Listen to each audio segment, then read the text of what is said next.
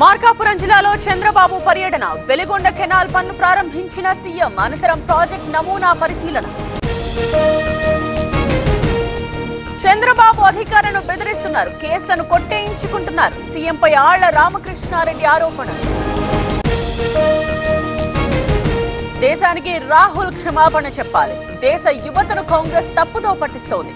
Urban Naxals ను అంతం చేస్తామన్న రామచంద్ర. నాగర్ కర్నూలులో కేటీఆర్ పర్యటన. కుమ్మర జాతర ఘటన బాధితులకు పరామర్శ. మద్దతుగా దీక్షలో పాల్గొన్న మాజీ మంత్రి.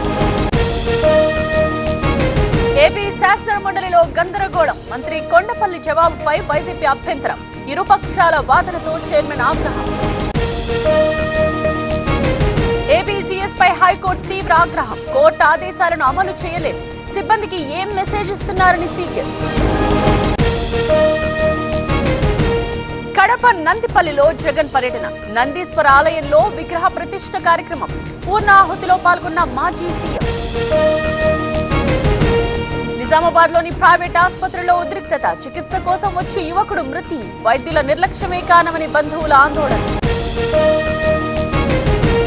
ఇంటర్ పరీక్షా కేంద్రాల్లో సౌకర్యాల లేమి.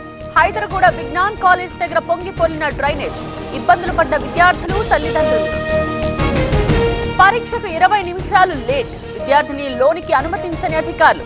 ఖమ్మం జిల్లా కల్లూరు సెంటర్లో ఘటన. మడకసిరలో భారీగా పేలుడు పదార్థాలు లభ్యం. 450 జిలిటన్ స్టిక్స్, 22,000 డిటోనేటర్స్ సీజ్. పరారీలో రైతు బాలాజీ.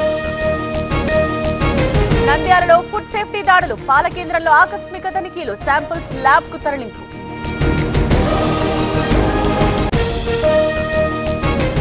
నాగర్ కర్నూలు కలెక్టరేట్ కు SC ST commission chairman. Kummera జాతర బాధితులతో భేటీ. ఘటన వివరాలు, అనంతర పరిణామాలపై ఆరా.